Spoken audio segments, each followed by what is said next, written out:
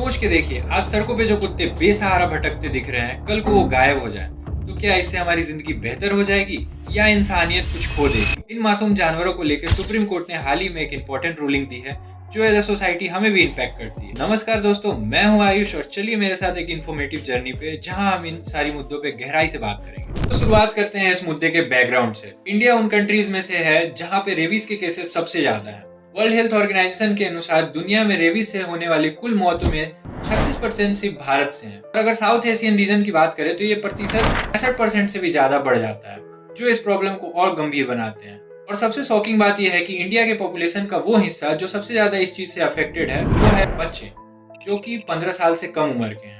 अगर हम federal ministry of health के डेटा को एनालाइज करें तो 2022 में 21,89,909 डॉग बाइट केसेस रिकॉर्ड किए गए और ये हर साल बढ़ता गया। जैसे 2023 में 30,52,521 और 2024 में ये बढ़कर 37,15,113 केसेस तक पहुंच गए। और अगर 2025 की बात करें तो ये केसेस और भी ज्यादा बढ़ते जा रही हैं।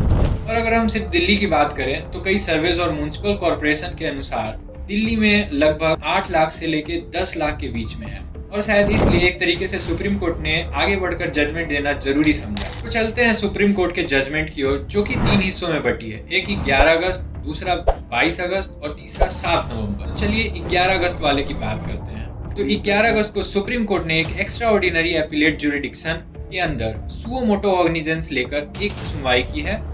तो सबसे पहले ये जानते हैं कि इन टर्म्स का मतलब क्या है। संविधान के अनुच्छेद 136 के तहत भारत में सभी कोर्ट्स और ट्रिब्यूनल्स पर सुप्रीम कोर्ट को एपिलेट ज्यूरिडिक्शन दिया गया है।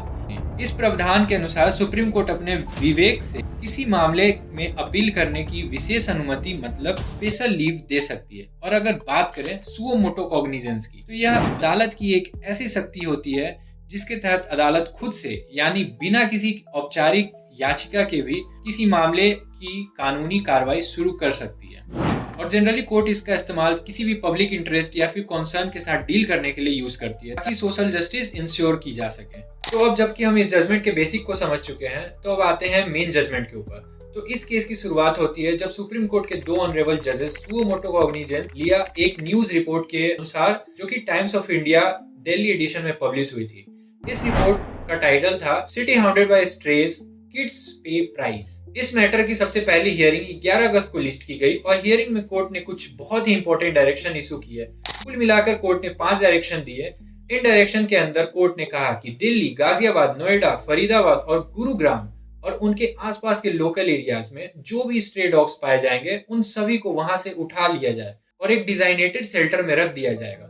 ये डिजाइनेटेड डॉग शेल्टर्स को तैयार करने की जिम्मेदारी इन जगह के उचित पदाधिकारी यानी अथॉरिटीज को दी गई है और जल्द ही जल्द एक्शन लेके कोर्ट को इसके बारे में रिपोर्ट करने के लिए बोला गया है। इस रिपोर्ट को सबमिट करने के लिए 8 सप्ताह का समय भी स्पेसिफाई किया गया है।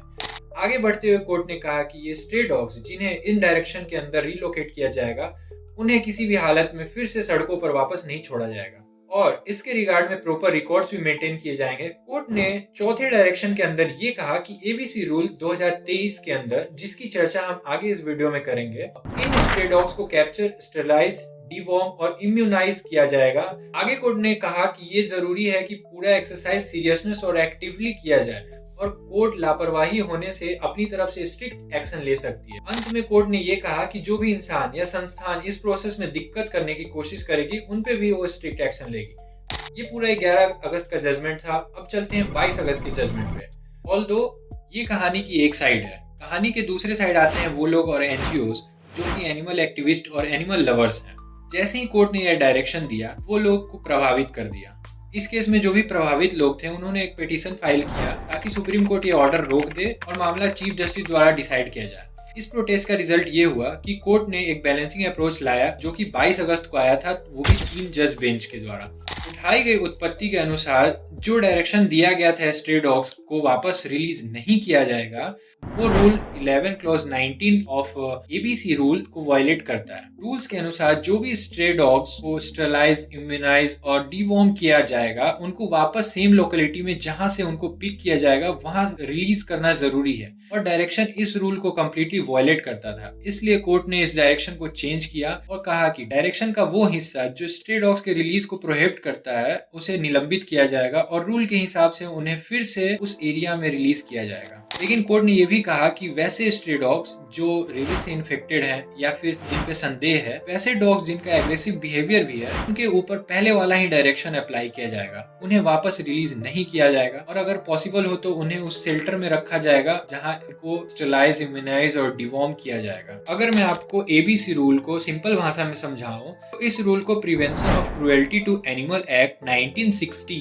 के अंडर फ्रेम किया गया है और इस रूल का पर्पस यह है कि स्ट्रे डॉग्स के पॉपुलेशन को कंट्रोल किया जा सके, उन्हें मारकर नहीं बल्कि स्टरलाइज और इम्यूनाइज करके, ताकि डॉग बाइट के केसेस सोसाइटी में कम हो सके और रेबीज के पेशेंट भी कम हो जाए। लेकिन कोर्ट ने यह भी कहा कि वैसे स्ट्रे डॉग्स जो रेबीज से इन्फेक्टेड हैं या फिर जिन पे संदेह है, वैसे डॉग्स जिनका एग्रेसिव बिहेवियर भी है, उनके ऊपर पहले वाला ही डायरेक्शन अप्लाई किया जाएगा। उन्हें वापस रिलीज नहीं किया जाएगा और अगर पॉसिबल हो तो उन्हें उस शेल्टर में रखा जाएगा जहां उनको स्टरलाइज, इम्यूनाइज और डिवॉर्म किया जाएगा। कोर्ट ने आगे बढ़कर यह भी कहा कि म्युनिसिपल अथॉरिटीज और म्युनिसिपल वार्ड में अलग से स्ट्रे डॉग्स के लिए फीडिंग एरियाज बनाई जाएगी और उस जगह एक नोटिस लगाया जाएगा कि स्ट्रे डॉग्स को सिर्फ उसी जगह पे फीड किया जाए और अगर कोई भी इस डायरेक्शन का उल्लंघन करेगा तो उस पर एक स्ट्रिक्ट एक्शन लिया जाएगा।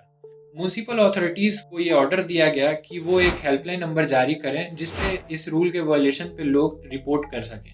और अब अगर बात करें रिसेंट डायरेक्शन की, जो कि सुप्रीम कोर्ट ने 7 नवंबर को 3 जज बेंच द्वारा दिया, उसमें सुप्रीम कोर्ट ने सारे स्टेट्स और यूनियन टेरिटरीज को ये डायरेक्ट किया कि जो भी पब्लिक प्लेसेस जैसे कि educational institutions, sports complex, bus stand, railway station जैसे जगहों से डॉग्स को उठाया जाए और उनको एक डेजिग्नेटेड शेल्टर में भेजा जाए एबीसी रूल के अनुसार, उनको स्टरलाइज और वैक्सीनेटेड करने के बाद। लास्टली अगर हम बात करें तो सुप्रीम कोर्ट के इस जजमेंट को लेकर सोसाइटी ने बहुत ही स्ट्रांगली रिएक्ट किया। एनिमल वेलफेयर ऑर्गेनाइजेशन जैसे पेटा इंडिया ने कहा है कि सुप्रीम कोर्ट का ये डायरेक्टिव जो कि क्रुएल्टी और चैव्स को बढ़ावा देता है, दो सबसे बड़ी प्रॉब्लम है इस जजमेंट को लेकर, वो है shelter infrastructure crisis and financial burden. क्योंकि इस शेल्टर को बनाने में लगभग 4 से 5 करोड़ का खर्च आएगा जो कि इकोनॉमिकली अनसस्टेनेबल है और इसलिए ये जरूरी है कि एक बैलेंस अप्रोच अपनाया जाए जिसमें एनिमल वेलफेयर और ह्यूमन हेल्थ दोनों का ही ख्याल रखा जाए। इसके लिए हम लोग अलग अलग जगहों के सक्सेसफुल मॉडल्स को एनालाइज कर सकते हैं और एक कम्युनिटी एंगेजमेंट को प्रमोट कर सकते हैं।